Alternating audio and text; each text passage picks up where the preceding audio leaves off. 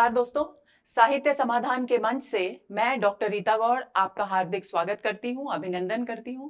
दोस्तों, आज का नया समाचार ये है कि आज से साहित्य समाधान के इस मंच पर एक नई श्रृंखला शुरू की जा रही है और उस श्रृंखला का नाम है हमारे साहित्य निर्माता। दोस्तों, असिस्टेंट प्रोफेसर की परीक्षाएं भी अब दिसंबर में होने को हैं। फर्स्ट ग्रेड भी दोबारा से आ चुका है। एमपी असिस्टेंट प्रोफेसर हो, यूपीएससी के बहुत सारे बच्चे हिंदी साहित्य की तैयारी के लिए मैसेज कर रहे हैं। तो इन सारी परीक्षाओं को ध्यान में रखते हुए एक बीच का रास्ता निकाला है हमने, और वो ये है कि हिंदी साहित्य के इतिहास में जो भी महत्वपूर्ण कवि हैं या लेखक हैं, निबंधकार हैं, किसी भी गद्य की विधा से जुड़े हुए जो भी साहित्यकार हैं जिन्होंने हमारे साहित्य को यानी हिंदी साहित्य को एक नई दिशा दी, उसे एक नया स्वरूप प्रदान किया, उसे एक नई सोच दी, उन सभी के जीवन, कृतित्व और उनके साहित्यिक दृष्टिकोण पर चर्चा की जाए। और अलग अलग इनके सबके सत्र हम आयोजित करेंगे। और ऐसा नहीं है कि केवल यही सत्र पढ़ेंगे, आवश्यकतानुसार बीच बीच में कुछ अन्य विषय भी हम उठाते रहेंगे। तो इस श्रृंखला का नाम होगा हमारे साहित्य निर्माता और उसका आज पहला सत्र है। भाग 1 में हम आधुनिक काल के प्रवर्तक भारतेंदु हरिश्चंद्र पर बात करेंगे। आधुनिक काल की बात करें और भारतेंदु हरिश्चंद्र का नाम ही न लें, ये तो बहुत बेमानी सी बात होगी, क्योंकि जो नींव का पत्थर उन्होंने रखा उसी पर आधुनिक साहित्य का, चाहे वो गद्य के क्षेत्र में हो, चाहे वो गद्य की किसी भी विधा के क्षेत्र में हो, निबंध हो, नाटक हो, संस्मरण हो, यहां तक कि यात्राव्रत भी हो, उपन्यास हो, उन सभी पे और काव्य के क्षेत्र में सभी में उन्होंने जो नींव का पत्थर रखा उसी पर आधुनिक हिंदी साहित्य की नींव बुलंद इमारत खड़ी हुई। तो इसलिए उनके प्रति अपना श्रद्धा भाव अर्पित करते हुए आज के इस सत्र का आगाज करते हैं। तो चलिए शुरू करते हैं आज का सत्र। एक एक बिंदु जहां पर मैं विश्लेषण करूंगी दोस्तों, आप बहुत ध्यान से देखेंगे, क्योंकि वही बिंदु भारतेंदु हरिश्चंद्र के दृष्टिकोण और उनका योगदान क्यों साहित्य की दृष्टि से अभूतपूर्व है उसको आप समझ पाएंगे। जीवन परिचय तो साधारण सी बात है, लेकिन जीवन के वे बिंदु, साहित्य के वे बिंदु जहां पर उनके दृष्टिकोण की अभिव्यक्ति होती है, उस पर हम थोड़ी गहराई से बात करेंगे। तो सबसे पहली बात जो हमें भारतेंदु हरिश्चंद्र के विषय में जान लेनी चाहिए वो है आधुनिक हिंदी साहित्य के जन्मदाता। जन्मदाता शब्द और साहित्य के भारतीय नवोत्थान के प्रतीक। जन्मदाता क्यों कहा गया है? इसलिए कहा गया है क्योंकि आधुनिक हिंदी साहित्य जिस रूप में सामने आया उसको जन्म देने वाले भारतेंदु हरिश्चंद्र ही थे।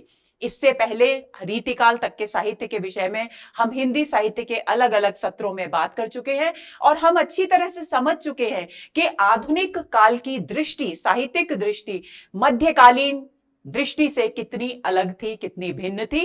दूसरी बात, भारतीय नवोत्थान के प्रतीक। भारतीय नवोत्थान का मतलब क्या है दोस्तों? इससे पहले जितने भी काल हुए, चाहे वो आदिकाल हो, चाहे वो भक्तिकाल हो, चाहे वो रीतिकाल हो, कभी भी साहित्य के केंद्र में मनुष्य, उसका जीवन और उसका समसामयिक परिवेश रहा ही नहीं।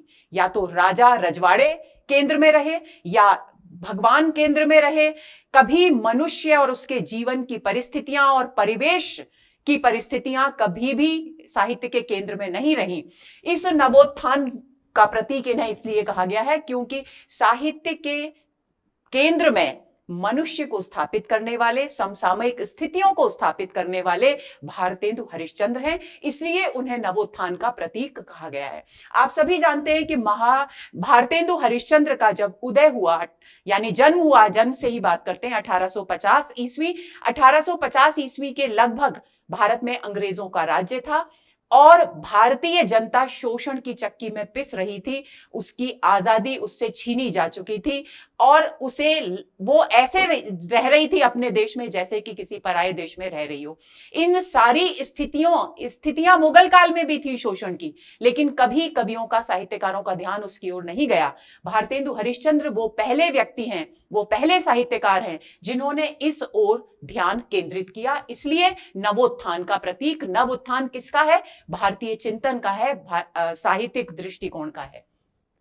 अब जन्म की बात करते हैं। 1850 ईस्वी में काशी के एक संपन्न वैश्य परिवार में इनका जन्म हुआ और इनका निधन मात्र 35 वर्ष की आयु में 1885 में हुआ। आपको ध्यान रखना है कि 35 वर्ष की उम्र में इन साहित्यकार ने यानी भारतेंदु हरिश्चंद्र ने कितने महत्वपूर्ण काम किए, उन पर हम आगे चर्चा करेंगे। इनके पिता का नाम गोपाल चंद्र गिरधर दास था, माता का नाम पार्वती देवी था और इनका मूल नाम हरिश्चंद्र था, इसे भूलना नहीं है। भारतेंदु उन्हें सम्मान पूर्वक दी गई उपाधि थी। रसा उपनाम से, यह बिंदु बहुत महत्वपूर्ण है, प्रश्न पूछा जा सकता है।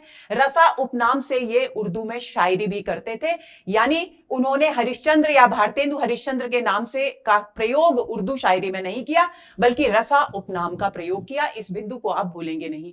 5 वर्ष की अवस्था में उनकी माता का और 10 वर्ष की अवस्था में उनके पिता का निधन हो गया। उनके माता के निधन के बाद उनके पिता ने दूसरा विवाह कर लिया था, जिस उनकी माता का नाम था मोहन बीबी। लेकिन पिता के निधन के बाद क्योंकि मोहन बीबी का उन पर कोई विशेष स्नेह नहीं था, इसलिए उन्होंने उनकी तरफ बिल्कुल भी ध्यान नहीं दिया। और यही कारण है कि भारतेंदु का पालन पोषण, क्योंकि वो एक बहुत ही संपन्न परिवार से थे, काली कदमावदाई और तिलकधारी नौकर ने उनका पालन पोषण किया। पिता के निधन के बाद लगभग 3-4 वर्ष तक वे काशी के क्वींस कॉलेज में शिक्षा प्राप्त कर उन्होंने शिक्षा प्राप्त की। लेकिन उस समय उनका स्वभाव बहुत चंचल था और यही कारण था कि उस अपने स्वभावगत चंचलता के कारण वो अध्ययन में एकाग्र नहीं हो सके। आप देखिए कि जो बालक बचपन में अध्ययन में एकाग्र नहीं हो पा रहा, वो आगे चलकर और कितनी विविध दिशाओं में अपने आप को एकाग्र कर सका और समाज के लिए और साहित्य के लिए एक मिसाल बन सका।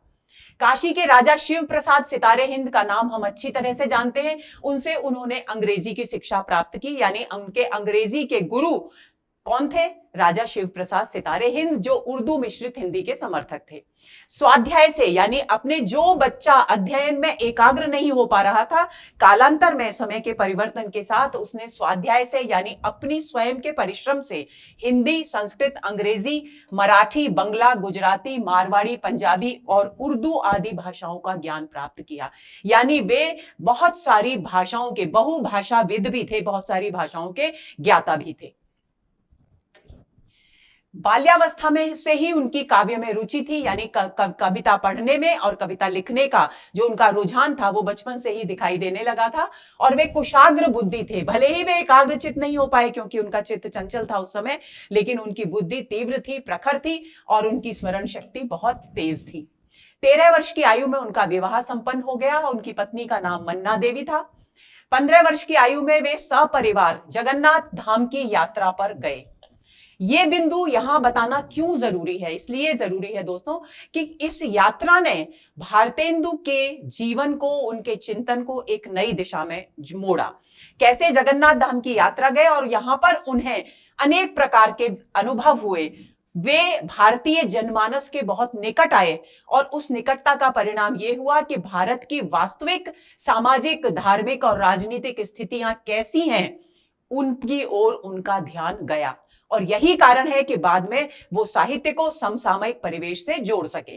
तो जगन्नाथ धाम की जो यात्रा है वो उनकी साहित्यिक दृष्टिकोण की पृष्ठभूमि तैयार करती है। अनेक प्रकार के अनुभव हुए और वो नवीन भावों और विचारों से परिचित हुए। इससे उनकी साहित्यिक प्रतिभा को बल मिला। इसके बाद वे अनेक स्थानों की यात्रा पर गए, यानी जगन्नाथ धाम की यात्रा के बाद उन्होंने अलग अलग स्थानों की, भारत के अलग अलग क्षेत्रों की यात्रा की और उन यात्राओं से उन्हें विभिन्न प्रकार के अनुभव हुए। वे न केवल वहां के लोगों के, अलग अलग स्थानों के लोगों के जीवन से परिचित हुए, उनके रहन सहन, उनकी संस्कृति से, उनके चिंतन से परिचित हुए, बल्कि अपने देश की वास्तविक स्थिति क्या है इसका भी उन्हें परिचय मिला। तो उन्होंने नियम बना लिया दोस्तों कि यात्रा करने के साथ साथ वो प्रत्येक स्थान के जीवन क्रम के, लोगों का जीवन वहां कैसा है, वहां की साहित्यिक गतिविधियां कैसी हैं, उनका अध्ययन करते थे और उसी क्षेत्र में, उसी स्थान पर देश प्रेम और मातृभाषा के उद्धार की भावना से परिपूर्ण भाषण देते थे। ये उन्होंने अपना नियम बना लिया कि वे जहां कहीं भी यात्रा पर जाएंगे वहां का जीवन क्रम का अध्ययन करेंगे और वहां की साहित्यिक गतिविधियों का अध्ययन करेंगे। जीवन का क्रम का अध्ययन करके उनको ये पता चला कि देश में आजादी न होने के कारण, यानी गुलामी के कारण, पराधीनता के कारण कितनी जनता विवश है और कितना अलग प्रकार का घुटन भरा माहौल उन्हें जीने को मिल रहा है।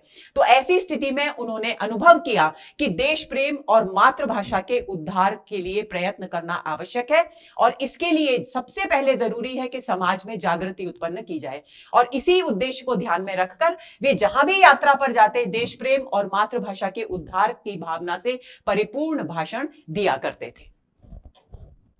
1880 में, ये बहुत ही महत्वपूर्ण बिंदु है, भूलना नहीं है, 1880 में सार सुधा निधि एक पत्रिका थी। उस पत्रिका ने पंडित रघुनाथ, पंडित सुधाकर द्विवेदी और पंडित रामेश्वर दत्त व्यास के प्रस्ताव पर भारतेंदु हरिश्चंद्र को, यानी हरिश्चंद्र को भारतेंदु की उपाधि से अलंकृत किया। तो किसने दी भारतेंदु को यह उपाधि? सार सुधा निधि पत्रिका ने दी। कब दी? 1880 में दी। और किसके प्रस्ताव पर दी? पंडित रघुनाथ, पंडित सुधाकर द्विवेदी और पंडित रामेश्वर दत्त व्यास के प्रस्ताव पर दी। ये तीन बिंदु आपको भूलने नहीं है। अब बात आती है रचनाओं के परिचय की।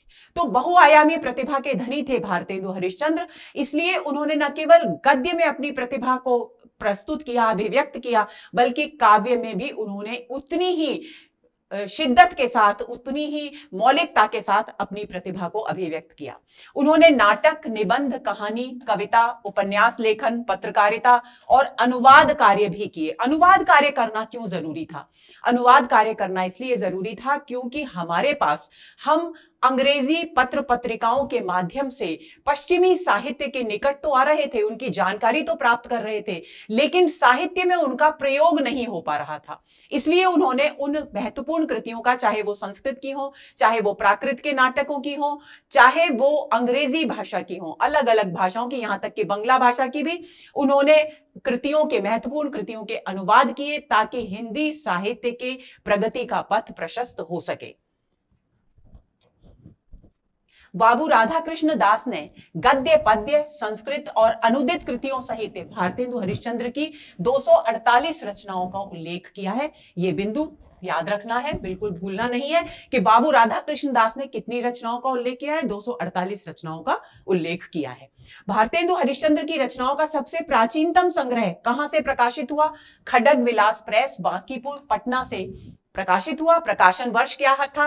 1887 से लेकर 1901 ईस्वी के बीच प्रकाशित हुआ और यह 6 भागों में प्रकाशित हुआ और इसका नाम था भारतेंदु कला।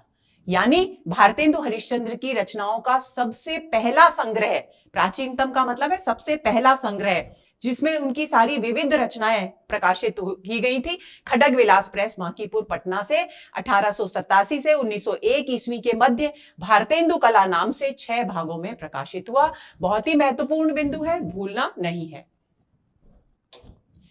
अब बात आती है नाटक साहित्य की, यानी जो साहित्य उन्होंने लिखा उन सब पर हम थोड़ी थोड़ी चर्चा करते हैं। नाटक साहित्य पर की बात करें तो उन्होंने प्रमुखतः सामाजिक, धार्मिक, पौराणिक, ऐतिहासिक, राष्ट्रीय एवं राजनीतिक नाटक लेखन किया। क्योंकि यहां से किस दिशा में मुड़ता है हिंदी साहित्य? समसामयिक परिवेश से जुड़ता है हिंदी साहित्य, मनुष्य के जीवन से जुड़ता है हिंदी साहित्य, जो कि पहले संस्कृत में इस तरह की कोई जीवन से जुड़ी हुई परंपरा नहीं थी।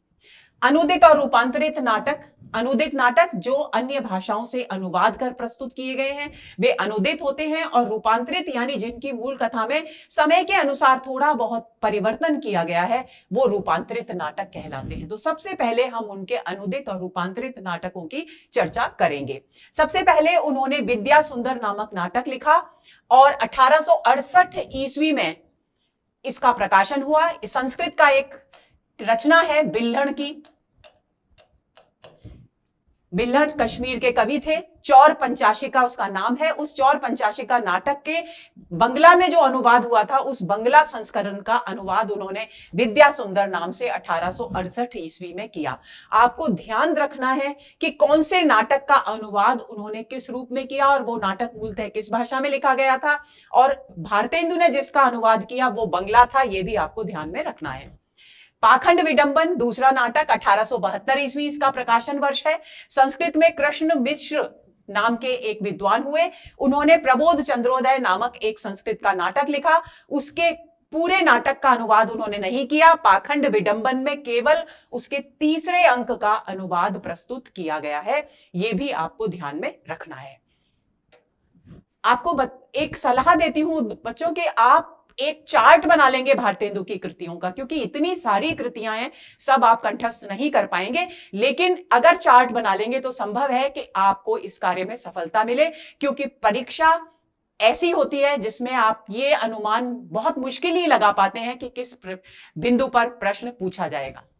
धनंजय विजय उनका एक और नाटक 1873 ईस्वी इसका प्रकाशन वर्ष है, और संस्कृत का एक नाटक है जो कांचन कवि ने लिखा था।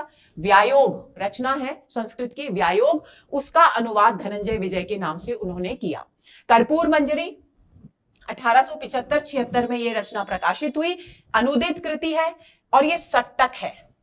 सट्टक क्या होता है? सट्टक संस्कृत में जो लघु नाटिकाएं लिखी जाती थी, संस्कृत में नहीं सॉरी, प्राकृत में जो लघु नाटिकाएं लिखी जाती थी,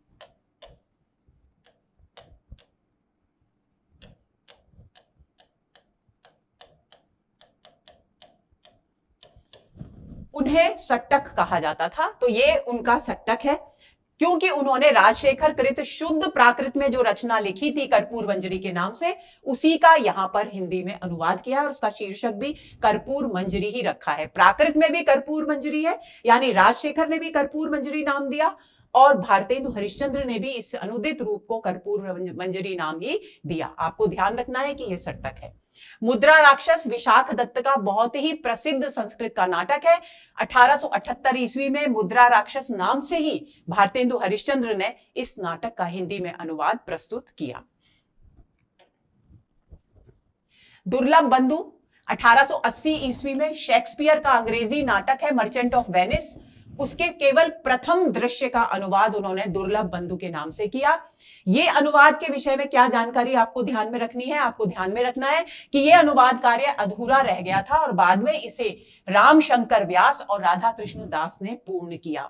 1880 ईस्वी में यह प्रथम दृश्य का अनुवाद हरिश्चंद्र चंद्रिका और मोहन चंद्रिका में प्रकाशित हुआ। अब बात आती है मौलिक नाटकों की। वैदिकी हिंसा हिंसा न भवती 1873 ईस्वी में रचित मौलिक नाटक है भारतेंदु हरिश्चंद्र का, आपको भूलना नहीं है। मौलिक, अनुदित और रूपांतरित, ये दो प्रकार के नाटक उन्होंने लिखे और इनमें भी अलग अलग शैलियां हैं। जैसे वैदिकी हिंसा हिंसा न भवती, ये एक प्रहसन है।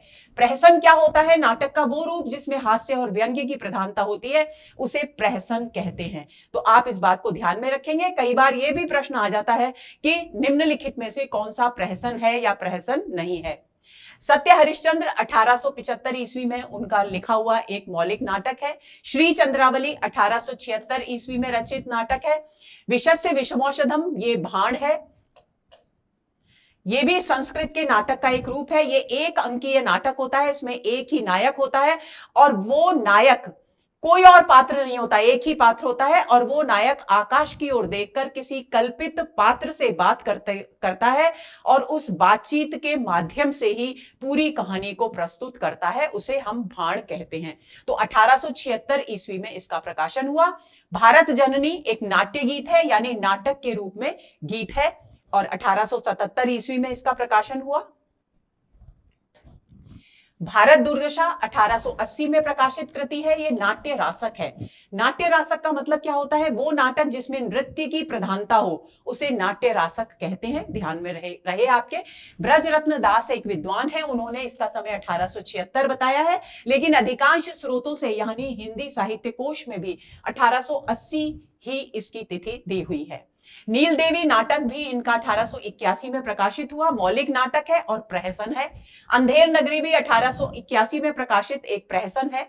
अब कुछ एक रचनाएं ऐसी भी थी जो भारतेंदु हरिश्चंद्र की मौलिक रचनाएं हैं, लेकिन वे अपूर्ण है, यानी पूर्ण नहीं हो सकी। तो इसमें से दो उनकी अपूर्ण रचनाएं हैं, गीत, और दोनों ही गीति रूपक हैं, यानी दोनों का शिल्प कैसा है, गीति रूपक का शिल्प है।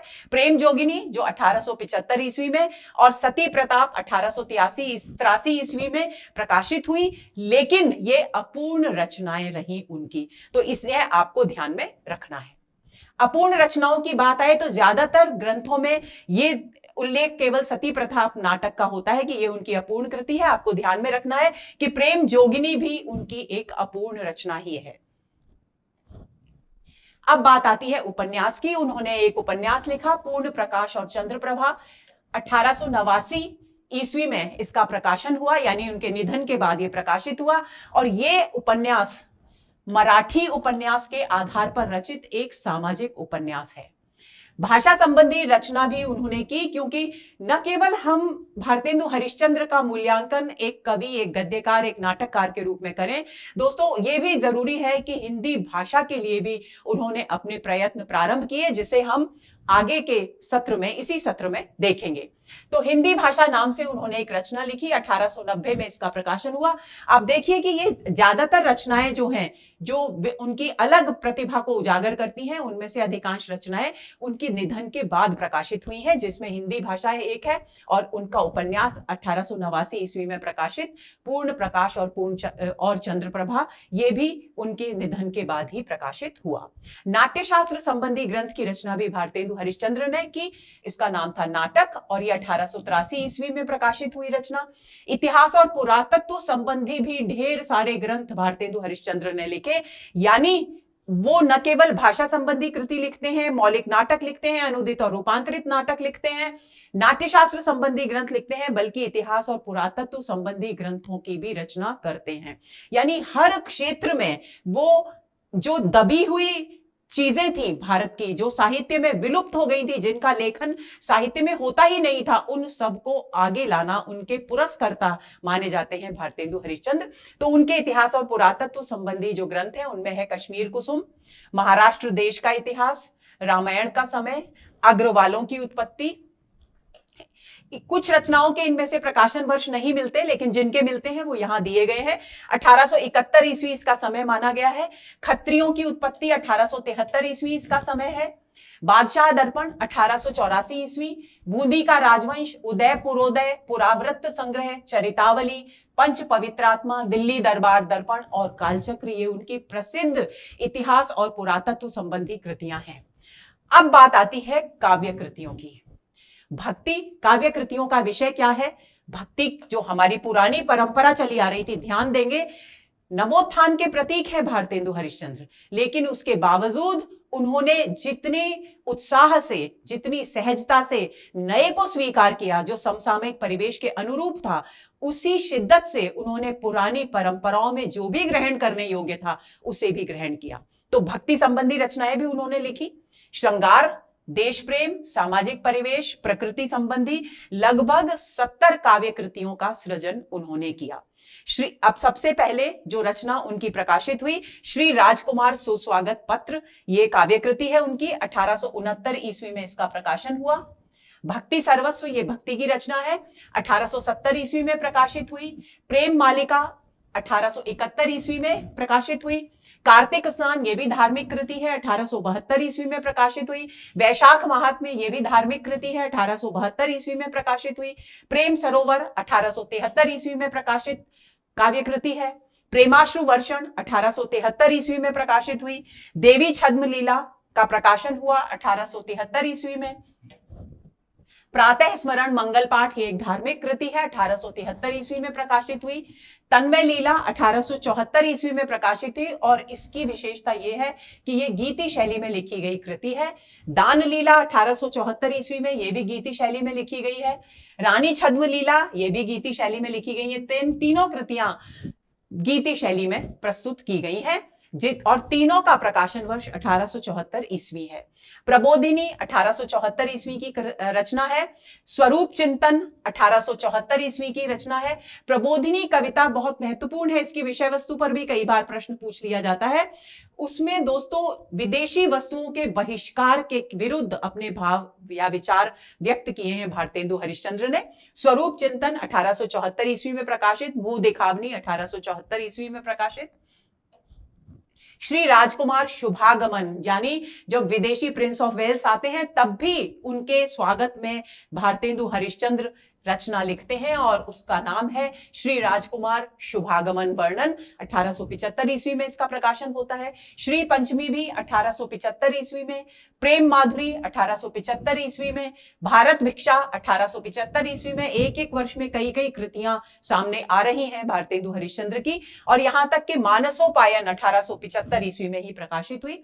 श्रीनाथ स्तुति 1877 ईस्वी में, अपवर्ग दाशचक 1877 ईस्वी, अपवर्ग पंचक 1877 ईस्वी, प्रातः स्मरण स्तोत्र 1877, मनोमुकुल माला 1877 ईस्वी, वैष्णव सर्वस्व, वल्लभीय सर्वस्व, तदीय सर्वस्व, भक्ति सूत्र वैजयंती, ये सभी उनकी धार्मिक रचनाएं हैं और इनके प्रकाशन वर्ष उपलब्ध नहीं है।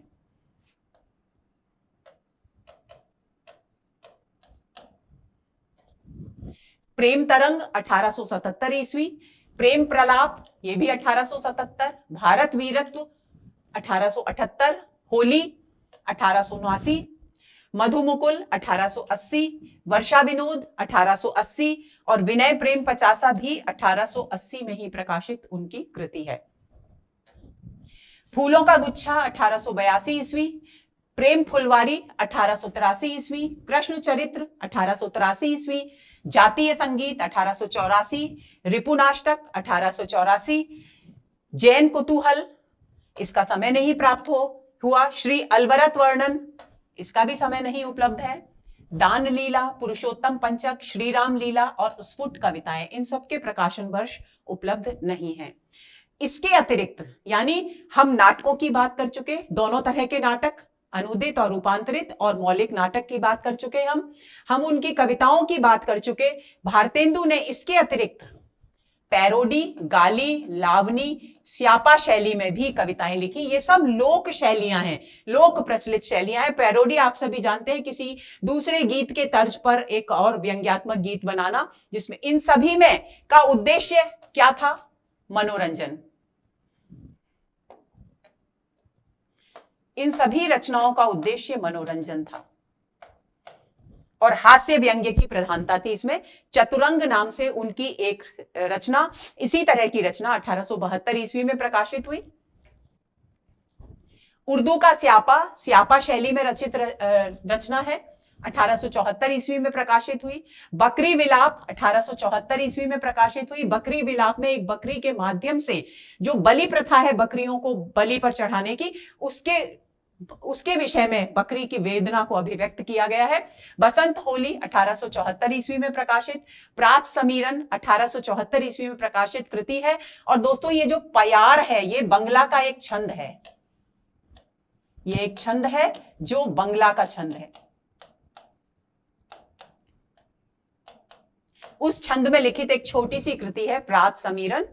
मूक प्रश्न पूछा जा सकता है कि प्यार छंद में रचित उनकी कौन सी कृति है, तो आपको ध्यान में रखना है प्रात समीरन, जिसका प्रकाशन 1874 ईस्वी में हुआ, वो बंगला के प्यार छंद में रचित उनकी कृति है। मूक प्रश्न 1877 ईस्वी, बंदर सभा 1889 ईस्वी और पैरोडी शैली में रची गई है। ये समधिन मधुमास, ये लोक शैलियां होती हैं, विवाह आदि के उत्सव पर गाली देने की प्रथा होती है, हास्य मनोरंजन इसका उद्देश्य होता है। गीत के माध्यम से गालियां दी जाती हैं, उन्हें गाली ही कहा जाता है उन गीतों को। वो समधिन मधुमास में उन्होंने गाली शैली में अनेक मनोरंजक गीत लिखे। नए जमाने की मुकरी 1884 ईस्वी में उनकी प्रकाशित हुई, ये मुकरी शैली में है। अमीर खुसरो की जो मुकरियां मिलती हैं हमें दोस्तों, उसी की तर्ज पर उन्होंने नए जमाने की मुकरी लिखी। वर्षा विनोद लावनी शैली की उनकी रचना है। अब इसके इन रचनाओं के अतिरिक्त भी बहुत सारे महत्वपूर्ण तथ्य है भारतेंदु हरिश्चंद्र के विषय में जो हमें जानने ही चाहिए। सबसे पहली बात 1868 में उन्होंने अनेक पत्रिकाओं का संपादन भी किया। तो 1868 ईस्वी में उन्होंने कविवचन सुधा का संपादन किया। 1873 ईस्वी में उन्होंने हरिश्चंद्र मैगजीन का संपादन किया। और 8 माह बाद ही हरिश्चंद्र मैगजीन के विषय में बहुत ही महत्वपूर्ण बिंदु है, अक्सर परीक्षाओं में प्रश्न भी पूछा जाता है कि 8 महीने बाद ही 1874 ईस्वी में हरिश्चंद्र मैगजीन का नाम बदल करके क्या कर दिया गया, हरिश्चंद्र चंद्रिका कर दिया गया। कब? 1873 में हरिश्चंद्र मैगजीन के नाम से शुरू हुई, 1874 में इसका नाम क्या हो गया, हरिश्चंद्र चंद्रिका। इसके बाद 1884 में यानी 10 वर्ष बाद यह पत्र नवोदिता के नाम से प्रकाशित हुआ, लेकिन इसके 1-2 ही अंक प्रकाशित हो पाए। स्त्रियों के लिए उन्होंने बाला बोधिनी पत्रिका का प्रकाशन किया। यह किस बात की ओर अभिव्यक्त करता है? यह इस बात की ओर अभिव्यक्त करता है कि भारतेंदु हरिश्चंद्र ने समझ लिया था कि यदि भारतीय समाज को अंधविश्वासों के कटघरे से बाहर निकालना है तो उसके लिए न केवल सामान्य पुरुष वर्ग की जागृति की आवश्यकता है, बल्कि महिलाओं की शिक्षा की भी आवश्यकता है, महिलाओं में भी जागृति की आवश्यकता है। और उसी उद्देश्य को ध्यान में रखकर उन्होंने बाला बोधिनी पत्रिका का प्रकाशन प्रारंभ किया। 1873 में उन्होंने वैष्णव धर्म और भक्ति के प्रचार के उद्देश्य से तदीय समाज की स्थापना की। एक संस्था थी और इसमें उन्होंने गौ रक्षा के प्रचार का संकल्प किया और मदिरा मांस के सेवन को रोकने का प्रयत्न किया। किसके माध्यम से? तदीय समाज के माध्यम से। यानी भारतेंदु हरिश्चंद्र न केवल एक पत्रकार हैं, न केवल एक साहित्यकार हैं, गद्यकार हैं, कवि हैं, बल्कि इसके साथ साथ वो क्या है, वो एक समाज सुधारक की भूमिका भी निभाते हैं। और इसके मूल में क्या है? उनकी वो यात्राएं जो उन्होंने अपने परिवार के साथ की थी और जिन यात्राओं के दौरान वे जनजीवन के निकट आए और उन्होंने जाना कि कौन से वो अंधविश्वास हैं जिनकी वजह से हमारा समाज प्रगति के पथ पर आगे नहीं बढ़ पा रहा है। भारतेंदु ने 1870 ईस्वी में काशी में कविता वर्धिनी सभा और 1873 ईस्वी में पेनी रीडिंग क्लब की स्थापना की। इनका उद्देश्य क्या था? साहित्यिक विकास और अच्छी श्रेष्ठ पुस्तकों को पढ़ने के लिए युवकों को प्रोत्साहित करना, ये उनका उद्देश्य थे। काव्य की प्रतिभा बहुत सारे लोगों में थी और उसके लिए उन्होंने कविता वर्धिनी सभा स्थापित की, उसी के विकास के लिए। और पेनी रीडिंग क्लब अच्छी साहित्यिक जो पुस्तकें थी जिनको पढ़कर ज्ञानवर्धन हो, नई सोच विकसित हो, उसके लिए उन्होंने पेनी रीडिंग क्लब की स्थापना की। और ये दोनों ही संस्थाएं काशी में स्थापित की गई थी। दशरथ विलाप और फूलों का गुच्छा उनकी खड़ी बोली में रचित कविता है। बहुत ही महत्वपूर्ण बिंदु है, भूलेंगे नहीं आप, क्योंकि पूछा जा सकता है कि भारतेंदु हरिश्चंद्र की निम्नलिखित में से कौन सी कृति या कृतियां खड़ी बोली में है या कौन सी कविता खड़ी बोली में है। तो दशरथ विलाप और फूलों का गुच्छा उनकी खड़ी बोली में रचित कविताएं हैं। हालांकि उनकी अधिकांश कविताओं में खड़ी बोली के शब्दों का प्रयोग मिलता है, क्रियाओं का प्रयोग खासतौर पर मिलता है, लेकिन उनमें ब्रज भाषा का तत्व अधिक है। ये पूरी तरह से खड़ी बोली में रचित उनकी कविताएं हैं। बंदर सभा जो उन्होंने एक नाटक लिखा था, वो उर्दू के इंदर सभा नाटक के अनुकरण पर रचित उनकी कृति है। इसको भी आपको ध्यान में रखना है, ये एक पैरोडी शैली में लिखित है। विजय वल्लरी उन्होंने एक कविता लिखी और इस कविता को कब लिखा गया ये आपको कंठस्थ करना है। काबुल विजय के फलस्वरूप रचित हर्षोल्लास से परिपूर्ण रचना है। यानी जब भारतीय सेना ने काबुल में विजय प्राप्त की तब उस विजय से प्रसन्न होकर, हर्षित होकर उन्होंने विजय वल्लरी नामक एक कविता लिखी। विजयिनी विजय वैजंती ये 1882 ईस्वी में उन्होंने लिखी और मिस्र में उस समय भारतीय सेना ने जो विजय प्राप्त की उसके अवसर पर, उसके शुभ अवसर पर उन्होंने इस कविता की रचना की। 1884 में उन्होंने जो रिपुनाष्टक, जिसका जिक्र हम ऊपर भी कर चुके हैं, रिपुनाष्टक नामक कविता कृति लिखी, जो लॉर्ड रिपन एक गवर्नर जनरल थे, भारत में आए अंग्रेज, तो उन पर उनकी प्रशंसा में रचित कृति थी 1884। तदीय समाज जिसकी स्थापना उन्होंने गौवध को रोकने के लिए और मांस और मदिरा को रोकने के लिए, उसके सेवन को रोकने के लिए की थी, उसी के तत्वावधान में उन्होंने भगवत तोषणी पत्रिका का प्रकाशन भी प्रारंभ किया, लेकिन ये पत्रिका कुछ ही दिनों में बंद हो गई। तो ये तो बात हुई दोस्तों उस उन बिंदुओं की जो भारतेंदु हरिश्चंद्र की गद्य और पद्य कृतियों पर आधारित है, उनके नाटकों पर आधारित है, और थोड़ा बहुत हमने उनके दृष्टिकोण के विषय में चर्चा की। लेकिन भारतेंदु हरिश्चंद्र का जो साहित्यिक दृष्टिकोण हमारे सामने आता है, जिसके कारण हम उन्हें आधुनिक काल का प्रवर्तक कहते हैं, उसके विषय में विद्वानों का क्या महत्वपूर्ण है कथन है, यह भी हमारे लिए जानना जरूरी है, क्योंकि कई बार कथनों के विषय में भी प्रश्न पूछ लिए जाते हैं। तो सबसे पहला प्रश्न आचार्य रामचंद्र, प्रश्न नहीं सॉरी, सबसे पहला जो कथन है वो है आचार्य रामचंद्र शुक्ल का। वे लिखते हैं, नई शिक्षा के प्रभाव से लोगों की विचारधारा बदल चली थी। यानी जब वो आधुनिक काल के विषय में बात कर रहे हैं, गद्य के विषय में बात कर रहे हैं, तब वे ये लिख रहे हैं कि क्या वातावरण था उस समय का। शुक्ल जी लिखते हैं कि नई शिक्षा कौन सी है? जो अंग्रेजी शैली पर जो हमारे यहाँ शिक्षण संस्थाएं स्थापित हुई थी, जिनमें उच्च मध्यम वर्ग के बच्चे पढ़ने जाते थे, उस शिक्षा के प्रभाव से लोगों की विचारधारा बदली, क्योंकि उन अंग्रेजी पत्र पत्रिकाओं और पुस्तकों के माध्यम से उन्हें विदेशों के में क्या विचारधारा चल रही है, किस तरह से लोग अपने अधिकारों के लिए जागरूक हैं, इसके विषय में जानकारी मिली। और जब उन्होंने अपने देश पर नजर डाली, अपने देश की परिस्थितियों पर नजर डाली, तब उन्हें एहसास हुआ कि हमारे देश में किस वस्तु की, किस चीज की, किस चिंतन की कमी है। तो नई शिक्षा के प्रसार के कारण उनकी विचारधारा बदली, यानी लोगों की विचारधारा बदल रही थी। उनके मन में अब क्या आ रहा था, क्योंकि वे दूसरे देशों से अपने देश की तुलना कर पा रहे थे, तो उनके मन में यह भावना उत्पन्न हुई कि देश का कल्याण करना बहुत जरूरी है, अन्यथा हम अपने देश को विकास के पथ पर आगे नहीं बढ़ा सकेंगे। तो देश हित और समाज हित की भाव, नई उमंगें उनमें उत्पन्न हो रही थी। आगे भी लिखते हैं, काल की गति के साथ उनके भाव और विचार बहुत आगे बढ़ गए थे, लेकिन यह बहुत ही महत्वपूर्ण बिंदु है, साहित्य पीछे ही पड़ा था। यानी परिवेश में शिक्षा के क्षेत्र में जो विकास हुआ, शिक्षा के क्षेत्र में जो नई शिक्षा आई, उसके कारण समाज में लोगों का दृष्टिकोण तो बदल रहा था, लेकिन वो बदला हुआ दृष्टिकोण साहित्य में अभिव्यक्त नहीं हो रहा था। यानी परिवेश और साहित्य दोनों के बीच में एक दूरी व्याप्त थी। उस दूरी को पूरा करने के लिए शुक्ल जी लिखते हैं, पर साहित्य पीछे ही पड़ा था। इस प्रकार के हमारे जीवन और साहित्य के बीच जो विच्छेद पड़ रहा था, यानी हमारा साहित्य और हमारा जीवन वो बिल्कुल अलग अलग थे, उनके बीच में जो दूरी, विच्छेद यानी अलगाव था, जो उसे उन्होंने किसके लिए कह रहे हैं, वो भारतेंदु हरिश्चंद्र के लिए दूर किया। यानी उनकी दृष्टि में, शुक्ल जी की दृष्टि में, जीवन को साहित्य से जोड़ने का जो काम है वो सबसे पहले भारतेंदु हरिश्चंद्र ने किया। ये बात आपको ध्यान में रखनी है, ये पंक्ति आपको भूलनी नहीं है। भारतेंदु हरिश्चंद्र का प्रभाव भाषा, ये भी शुक्ल जी कह रहे हैं, भारतेंदु हरिश्चंद्र का प्रभाव भाषा और साहित्य दोनों पर गहरा पड़ा, क्योंकि भाषा के लिए भी उन्होंने काम किया और साहित्य की अलग अलग विधाओं पर भी उन्होंने अपनी रचना धर्मिता को अभिव्यक्त किया।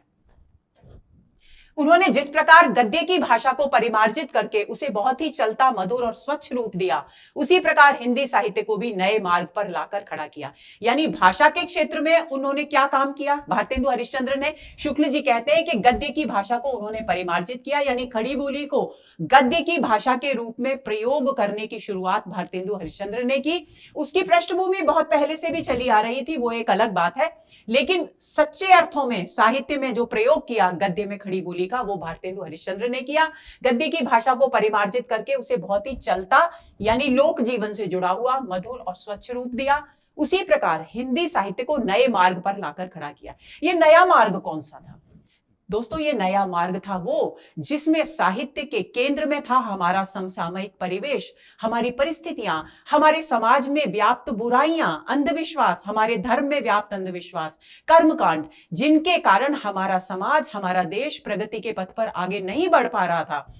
उस मार्ग को छोड़कर हम कौन सा मार्ग है जो हमारे देश के लिए विकास के पथ को प्रशस्त करने वाला है, उस नए मार्ग पर साहित्य को लाने का काम किसने किया? भारतेंदु हरिश्चंद्र ने किया। यानी उनके साहित्यिक दृष्टिकोण में दूसरी बात क्या थी? एक तो भाषा की बात थी, दूसरी बात क्या थी? साहित्य को एक नई दिशा में, एक नई राह पर अग्रसर करने की दूसरी बात थी। इसे भूलना नहीं है।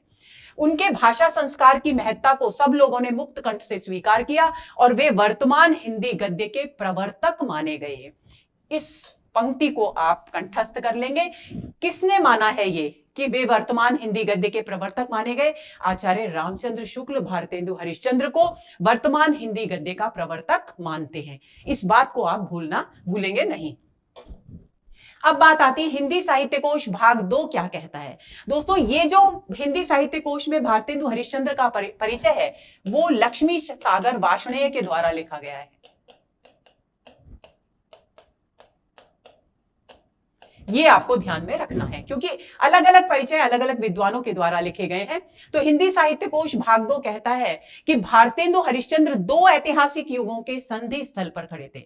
संधि स्थल कौन सा होता है? जहां एक युग समाप्त हो रहा है और दूसरा युग आ रहा है। वो जो बीच का समय होता है जहां पर पिछले वाले को छोड़ रहे होते हैं और नए वाले की पृष्ठभूमि तैयार हो रही होती है, उस समय को संधि स्थल कहते हैं। अब कौन से संधि, दो युगों के संधि स्थल पर खड़े थे? मध्यकाल का अवसान हो रहा था, आधुनिक काल की शुरुआत हो रही थी, इस संधि स्थल पर खड़े थे। इसलिए उनका ध्यान प्राचीन और नवीन दोनों की ओर गया। देखिए जब हम चौराहे पर खड़े होते हैं तो दोस्तों हम हर तरफ ध्यान दे सकते हैं। इधर का भी हम ट्रैफिक देखते हैं, इधर का भी हम ट्रैफिक देखते हैं। वही स्थिति भारतेंदु हरिश्चंद्र की थी क्योंकि वो कहां खड़े थे? संधि स्थल पर खड़े थे और वहां खड़े होकर वो पुराने की ओर भी देख सकते थे, यानी मध्यकाल की ओर भी दृष्टिपात कर सकते थे, और जो आ रहा था, आगामी था, जो आधुनिक काल, उसकी ओर भी दृष्टि डाल सकते थे। तो उन्होंने उनका ध्यान दोनों की तरफ हुआ। ये उनके साहित्यिक दृष्टिकोण की खास विशेषता है। उन्होंने न तो प्राचीन की उपेक्षा की कि प्राचीन प्राचीन है इसलिए उसे त्याग देना चाहिए, ये भारतेंदु हरिश्चंद्र की साहित्यिक दृष्टि नहीं थी।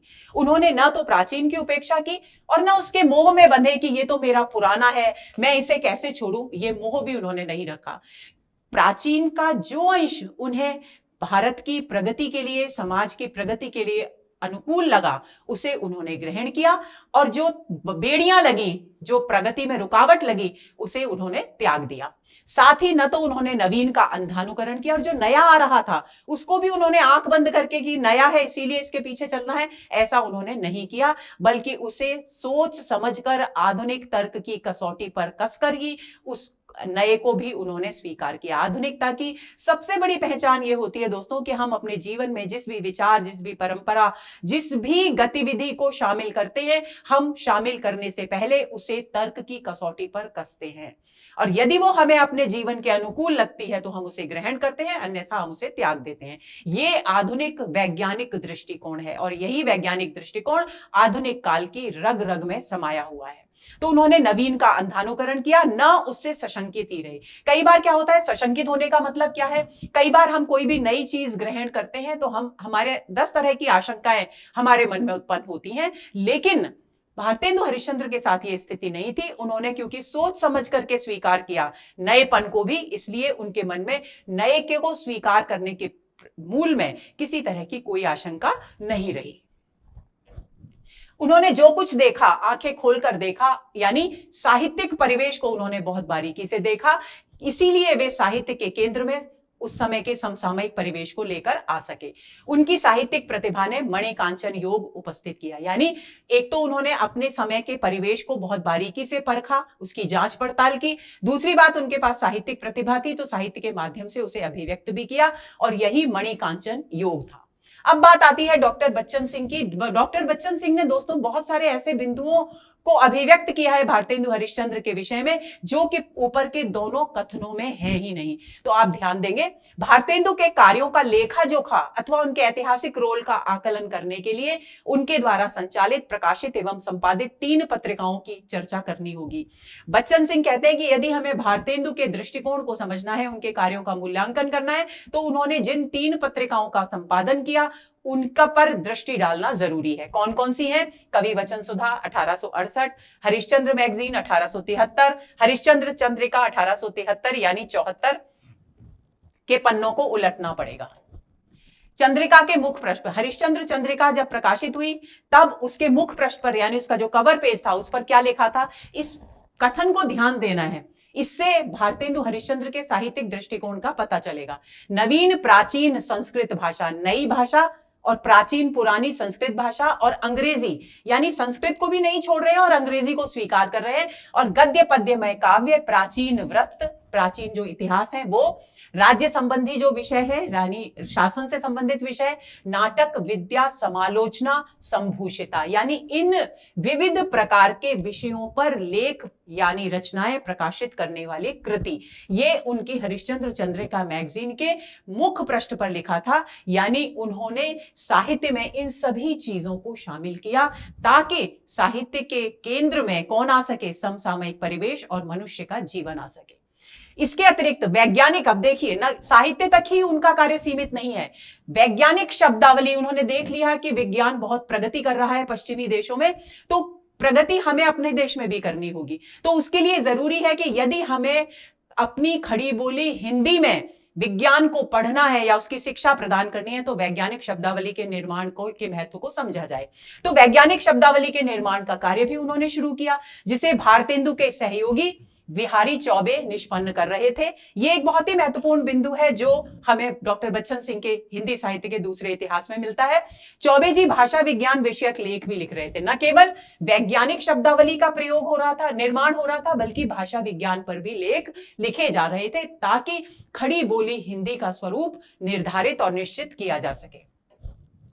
इतनी ही बात नहीं है, इंडियन एंटिक्वरी टाइम्स एक पत्रिका, एक जर्नल था उस समय का अंग्रेजी का, उसमें जो जो चीजें, जो जो लेख जिन विषयों पर प्रकाशित होते थे, उनको भी, उनमें से भी अच्छे लेख चुने जाते थे जो हमारे देश के लिए, हमारे शिक्षित समुदाय के लिए उपयोगी थे। और ग्राउस आदि के हिंदी वक्तव्यों पर विचार विनिमय, ग्राउस उस समय के एक वैज्ञानिक थे, उनके यानी वक्तव्य भी अगर हिंदी में प्रकाशित होते थे, हिंदी के विषय में प्रकाशित होते थे, तो उनको भी वहां प्रकाशित किया जाता था ताकि विदेशी विद्वान हमारी भाषा के विषय में क्या कह रहे हैं, इसके विषय में भी हमारे देश के लोग जान सकें। हरिश्चंद्र मैगजीन में धर्म, भाषा विषय आदि विषयक व्याख्यानों की जितने भी व्याख्यान जगह जगह होते थे, हरिश्चंद्र मैगजीन में धर्म से संबंधित हो, भाषा से संबंधित हो, उन सब की रिपोर्ट प्रकाशित की जाती थी ताकि ज्यादा से ज्यादा हिंदुस्तान के लोग, भारतीय लोग उसे पढ़कर उसे समझ सकें। मध्यवर्गीय समाज पर विचार का कार्य भी इसी समय आरंभ हो गया था। कानून की पुस्तकों के, देखिए अब कानून भी क्योंकि अंग्रेजों का तो चलेगा नहीं, अपना ही बनेगा, तो कानून की पुस्तकों का अनुवाद की योजना भी भारतेंदु हरिश्चंद्र ने शुरू कर दी थी अपने इन पत्रिकाओं के माध्यम से। इसके साथ साथ पुराने ढंग की कविताएं, समस्या पूर्तियां, नायिका भेद पर भी क्रमशः लेख प्रकाशित होते रहते थे। यानी इतना बहुआयामी रूप प्रदान किया उन्होंने हरिश्चंद्र चंद्रिका को कि जीवन का कोई भी क्षेत्र, प्रशासन का कोई भी क्षेत्र उससे अछूता न रह सके। उनकी पत्रिकाओं से साफ है कि गद्य के क्षेत्र में वे पूर्णतः आधुनिक थे, तो काव्य के क्षेत्र में वे परंपरावादी। ये कथन आपको कंठस्थ कर लेना है, किसका है, डॉक्टर बच्चन सिंह का, कि उनकी पत्रिकाओं से यह स्पष्ट होता है कि गद्य के क्षेत्र में उन्होंने बिल्कुल आधुनिक दृष्टिकोण को अपनाया, लेकिन काव्य के क्षेत्र में उन्होंने पूरी तरह से परंपरावादी दृष्टिकोण अपनाया। यानी भारतेंदु हरिश्चंद्र की जो साहित्यिक दृष्टि है वो आधुनिकता और परंपरा का अद्भुत तालमेल प्रस्तुत करती है, अद्भुत सामंजस्य प्रस्तुत करती है। तो दोस्तों, ये हुआ हमारा आज का सत्र, हमारे साहित्य निर्माता श्रृंखला की पहली कड़ी, जिसमें हमने भारतेंदु हरिश्चंद्र के विषय में जानकारी दी। भारतेंदु हरिश्चंद्र के विषय में हम अलग अलग सत्रों में थोड़ी थोड़ी बातचीत कर चुके हैं, लेकिन यहां हमारा उद्देश्य न केवल उनके जीवन को, उनके कृतित्व को का परिचय प्रस्तुत करना था, बल्कि उनके उस साहित्यिक दृष्टिकोण को, उनके उस योगदान को जो उन्होंने हमारे समाज और हमारे देश के लिए दिया, उसे भी स्पष्ट करना था ताकि हम उनके साहित्यिक दृष्टिकोण को अच्छी तरह से समझ सकें। उम्मीद करती हूं कि ये सत्र आप सभी के लिए, सभी परीक्षाओं के लिए, सभी हिंदी साहित्य के विद्यार्थियों के लिए बहुत बहुत उपयोगी साबित होगा। नमस्कार।